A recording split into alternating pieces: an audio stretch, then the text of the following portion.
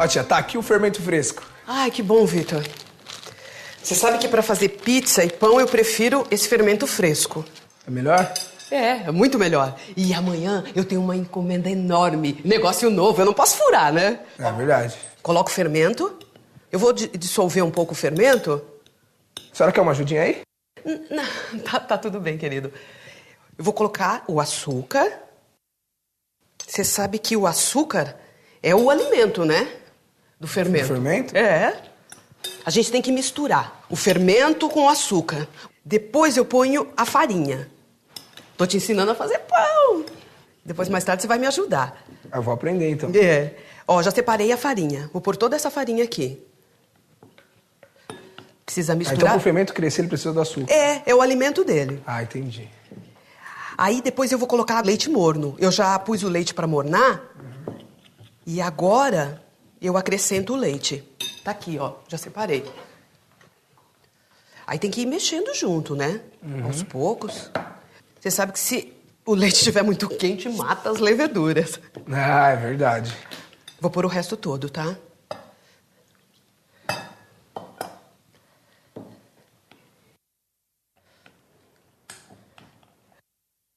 Olha, essa primeira parte aqui, Vitor, eu terminei. Agora eu tenho que cobrir e tenho que deixar descansar. Agora quem vai trabalhar são as leveduras do fermento, né, tia? Isso mesmo. A gente pega essa massa de fermento aqui, ó, e a gente não imagina que aqui dentro tá cheio de leveduras, vivinhas da Silva. Saccharomyces cerevisiae. Salcalque. Saccharomyces cerevisiae, tia. É o nome científico dado para as leveduras. Elas normalmente se desenvolvem na cana-de-açúcar. Nada como ter um biólogo em casa, hein? Que isso, tia, tô só começando. As leveduras são um tipo de fungo, como o bolor, só que são microscópicas, né? Não dá pra gente ver assim a olho nu. Eu sei como funciona fermento fresco, aprendi no curso de panificação que eu fiz. Ah, já descansou, né, Vitor? Vamos ver como é que tá a massa? Olha como cresceu. Nossa, tia, como cresceu. Em pouco tempo, olha como cresceu. E sabe por que acontece isso, Vitor? É que as leveduras, elas vão produzindo bolinhas de ar. E aí vai formando buracos dentro da massa. Aí a massa vai crescendo, crescendo e cada vez vai ficando mais macia. Tá sabendo, hein, tia? Tô mesmo. Agora eu vou terminar, vou fazer a outra parte do pão. Para se alimentar, a levedura ataca esses açúcares da massa e transforma esse alimento em álcool e gás carbônico. Faz parte do metabolismo da levedura, né? O gás que é liberado, ele se acumula no interior da massa, que cresce e chega a dobrar de volume. O álcool que sai na transformação, inclusive, ele evapora quando a senhora põe a massa para assar. Mas e as leveduras? Foram pra onde? Ah, daí as leveduras morrem com o calor do forno, né? Por isso que sai esse pão quentinho, tão fofinho, que só a senhora sabe fazer. Olha, agora que eu já terminei de enrolar a massa, eu vou colocar aqui nessa forma. Essa forma tem que estar untada. Eu já deixei untada, né, Vitor? Vou colocar a massa aqui e vou cobrir. Vou deixar ela no quentinho. Aí ela vai crescer ainda mais. Depois eu coloco pra assar. Entendi. Ô tia, a senhora sabe que dá pra fazer esse fermento em casa, né? Não sabia, mas é sempre bom saber. Porque, na verdade, o que os fabricantes de fermento fazem é o quê? Eles misturam uma grande quantidade de leveduras com uma massa de água e farinha e deixam ela assim exposta ao ar, numa temperatura bem fresca para conservar. Tá. Mas como é que eu consigo as leveduras? As leveduras estão dispersas no ar, tia. Não tem como ver assim olho nu. Mas como assim? Eu não entendi. Ó, vou te explicar. Pega uma vasilha pra mim, que eu vou completar esse jarro de água com 1 litro. É 1 litro de água? 1 litro de água. Aí. Agora a senhora despeja essa água aí. Mas essa água é mineral. Lembrando, tem que ser água mineral, porque se for água com cloro, mata as leveduras. Coloquei a água. Isso. Agora a senhora acrescenta 5 colheres de sopa de farinha. Farinha.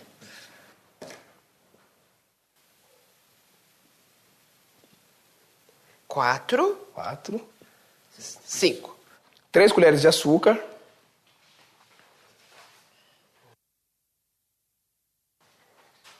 Isso, e 1 colher de sal. 1 colher de sal. Pronto. Isso, agora a senhora mexe bem. Tem que dissolver bem? Isso, mexe bem, mistura bem. Tá. Mistura.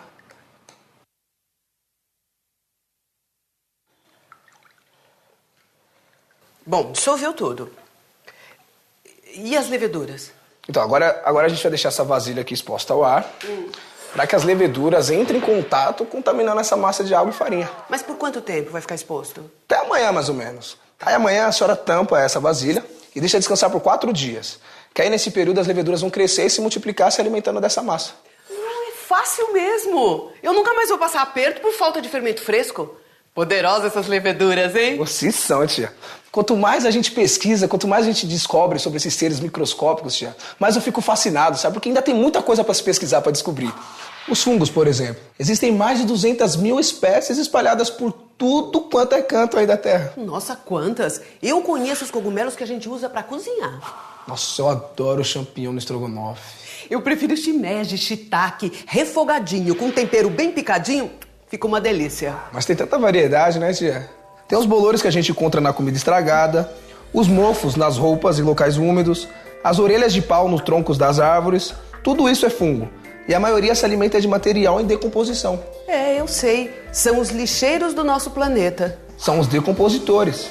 Eles decompõem a matéria orgânica, dividem em pedacinhos bem menores e devolvem para o meio ambiente a matéria inorgânica, que ainda existem nos organismos mortos. Assim ela pode ser reutilizada por outros organismos. Na natureza, nada se desperdiça.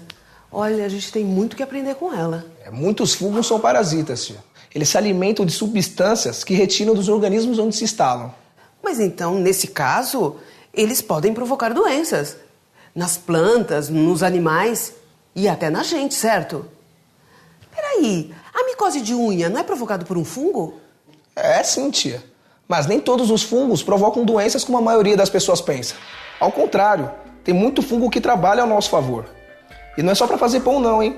Os fungos são usados na produção de bebidas, de remédios. A penicilina, por exemplo, é um poderoso antibiótico feito de outro fungo, o bolor do pão. Nossa, eu não sabia nada disso. Ai, lembrei, Vitor. Eu comprei uma baciada de champignon fresco na feira. Eu acho melhor dar uma fervida, senão vai acabar estragando, não é? É verdade. Pega aqui pra mim, ó. Ai, por falar em estragar, seu tio encheu a geladeira de leite. É claro que agora a gente tem criança pequena em casa, mas ele exagerou, não é? Ué, tia, por que a senhora não faz iogurte? Ótima ideia, Vitor. Pega aí uns 2 litros de leite, um iogurte já pronto. Pega pra mim, então, a vasilha que tá embaixo da pia. Vamos colocar o leite? Coloca o leite e põe pra mornar, né? É. E depois só põe o iogurte pronto.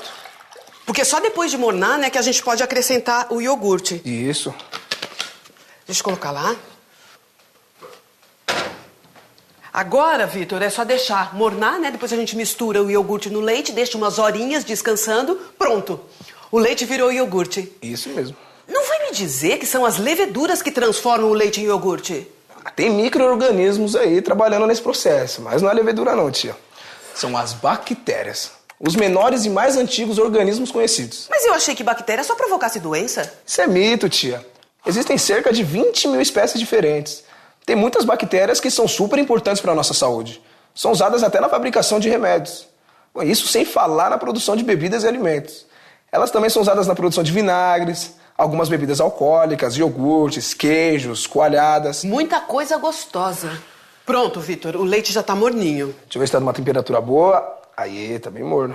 Eu vou colocar agora o iogurte no leite. Ô tia, quando a gente coloca o iogurte pronto assim no leite, o que nós estamos fazendo? Contaminando o leite com as bactérias do iogurte. Exatamente. O iogurte, ele é produzido por uma cultura mista de bactéria, que se alimenta da lactose, que é o açúcar do leite. E nesse processo, nós chamamos de fermentação, porque libera-se um ácido que coalha o leite. Ah, nem todas as bactérias são do mal. Nada, como os fungos, as bactérias também vivem dentro de seres vivos. E essa aliança nem sempre pode ser ruim, nem sempre pode causar doenças. Por exemplo, tem muitas bactérias que ajudam na nossa digestão. E além do mais, elas são usadas para produzir muitos medicamentos, como o antibiótico, a vitamina, a insulina. A insulina é muito importante. A minha tia não vive sem para controlar o diabetes. Tá aí mais uma façanha desses micro-organismos. Olha, tô fã dessas bactérias já. Aí eu tô empolgadão com esse assunto de micro-organismo, tia. E hoje é a primeira aula do meu estágio com a professora Eliana. É fera no assunto de micro-organismo. Tô muito empolgado. Empolgadíssimo. Bom, pronto. Agora é só deixar descansar. Isso. Gabrielzinho tá chorando. Pera um pouquinho. Eu já volto. Cuida aí pra mim, por favor. Não, tia, mas eu tenho que tomar banho também, senão vai me atrasar pro estágio. O primeiro dia de estágio foi show. Para começar, a professora Eliana me mostrou diferentes preparações de células para ver no microscópio. É que como nós estamos passando o que se vê no microscópio para o computador, isso aqui é uma microcâmera, né? Instalada. Essa é uma planta aquática e as folhas dela são muito fininhas. Elas têm apenas 2 camadas de célula.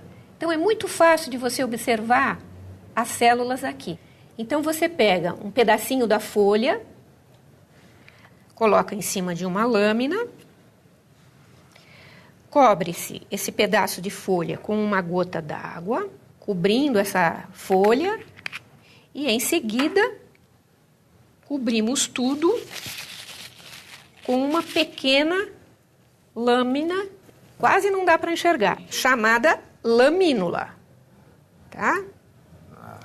Aí tira as bolinhas de água e leva-se ao microscópio para observar.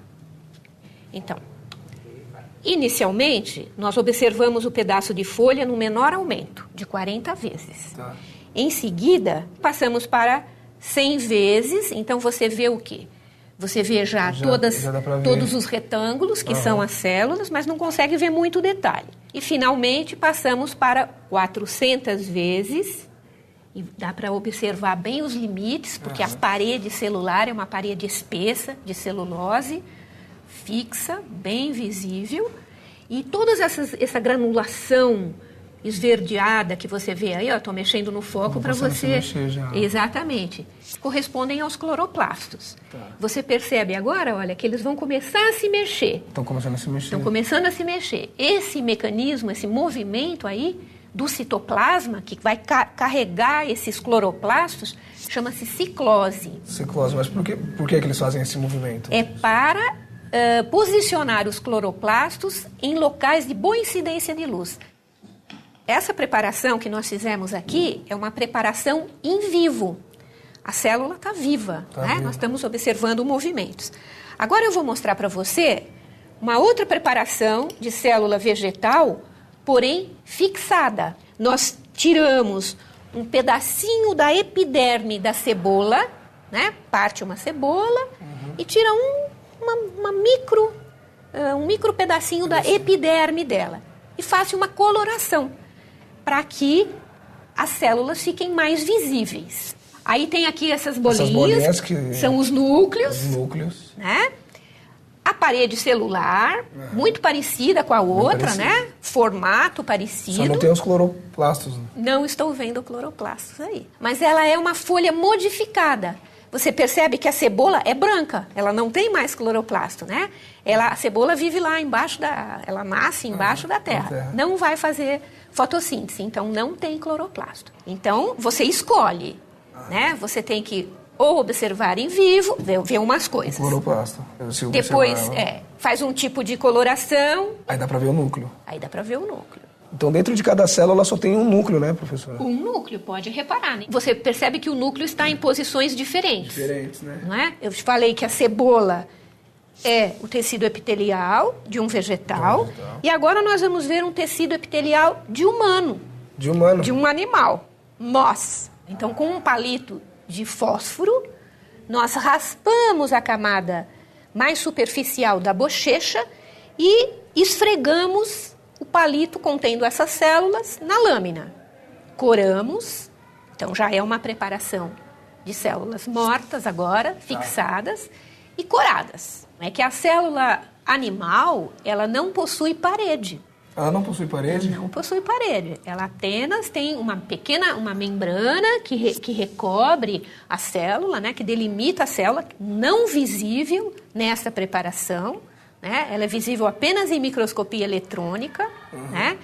E o núcleo são células muito finas, achatadas, como se fosse assim uma folha de papel, né? Bem fininhas, porém largas. Então, Vitor, agora eu estou mostrando para você uma lâmina de sangue de sapo. Sangue de sapo? Sangue de sapo. Uma gotinha do sangue do sapo foi espalhada sobre a lâmina e corada. As hemácias, né, as células vermelhas dos sapos, tem núcleo. Então, parecido com o que você viu anteriormente. E aqui você está vendo uma célula diferente, com o citoplasma mais claro e o núcleo maior. Esse é um glóbulo branco. Essa preparação também mostra o seguinte, que no sangue existem muito mais células vermelhas, né, glóbulos vermelhos, em relação aos glóbulos brancos. Os glóbulos vermelhos têm a função de transporte de hemoglobina para trocas gasosas. Carrega o oxigênio, né, e depois retira o CO2. Enquanto as células dos glóbulos brancos têm a função de defesa. Elas vão destruir bactérias, por exemplo, que caiam no sangue. Entendi. Eu já estava curtindo observar esses tipos de células, quando passamos a analisar alguns micro-organismos vivos. Aí foi demais. Nunca imaginei que existissem tantos seres microscópicos numa gotinha de água. Olha, então é uma gota d'água que foi coletada originalmente de um lago. Vou cobrir a preparação com a lamínula. Agora nós vamos ver micro-organismos presentes numa gota d'água. Você percebe, né, que existe uma variabilidade muito grande, uma variedade muito grande desses organismos, né? Nós estamos mostrando aqui 2 tipos de organismos unicelulares. Um protozoário, que é um paramécio, essa célula muito enorme que você vê aqui, e esses outros, tá vendo? A euglena, que se locomove muito rapidamente, muito difícil de focalizar, é um organismo unicelular, que possui cloroplastos no seu interior, portanto, pode fazer fotossíntese, como também pode se alimentar como um animal, ou seja, obtendo o seu alimento do meio. Então, nós estamos vendo aqui um pedaço do paramécio, aquela grande célula. E ele contém uma série de cílios, olha, perceba aí os cílios que se movimentam e que ajudam ele a se locomover e também a carregar alimento para a boca dele. E esse alimento do quê? Ele se alimenta de pequenos bactérias, microfungos, micro-organismos menores do que eles, que estão presentes no material em decomposição. Olha, esse aqui deve ser um núcleo. Ó. Esse deve ser um núcleo. Ele tem um macronúcleo, que é esse que eu mostrei, e ele tem alguns micronúcleos. De vez em quando ele realmente pulsa. É uma bomba, como se fosse uma bomba, que expele a quantidade excessiva de água que é carreada para dentro dele. Essa única célula, ela consegue fazer todas as funções para que o paramécio funcione como um organismo total. Respira, se alimenta, digere, troca gases, absorve alimento do meio, enfim, exerce todas as funções. E aí agora você vê esse outro organismo, este sim é um animal, embora ele tenha um tamanho pouco maior do que aquela única célula, o paramécio que eu te mostrei. Ele é um animal formado por muitas células, um dos menores animais existentes. Ele tem um aparelho digestório completo, com boca. Esta estrutura aqui que você vê pulsando né? A faringe, que tritura o alimento que entra pela boca, né? E depois vai para o estômago e sai pelo ânus. E ele se alimenta de bactérias também? Ele se alimenta também de organismos que crescem no material em decomposição. Né? E ele tem, você percebe aqui, 2 estruturas na região anterior formada por uma roda de cílios que se agitam e carregam o alimento para a boca desse organismo. Você viu aí uma variedade muito grande de micro-organismos. Qual seria o papel que esses micro-organismos desempenham na natureza? Geralmente as pessoas têm a impressão, ou acham, que micro-organismos são do mal, causam doenças, né? Matam pessoas, estão presentes apenas em locais sujos. E isso não é verdade, porque os micro-organismos, eles são a base da cadeia alimentar de organismos maiores.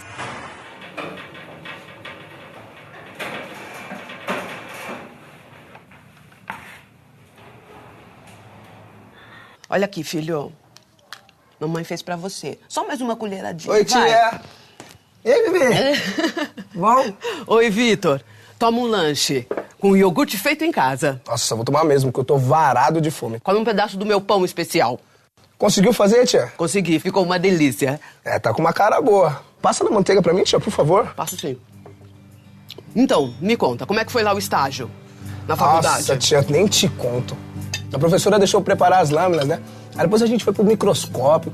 Eu vi os bichinhos, nossa senhora, tinha que ver, maior viagem, E tia. os bichinhos? Estavam vivos? Uhum. Nossa, é muito bom. Cada vez que eu vou aprendendo mais, eu quero aprender mais e mais. Tem muita coisa ainda pra se pesquisar, tia.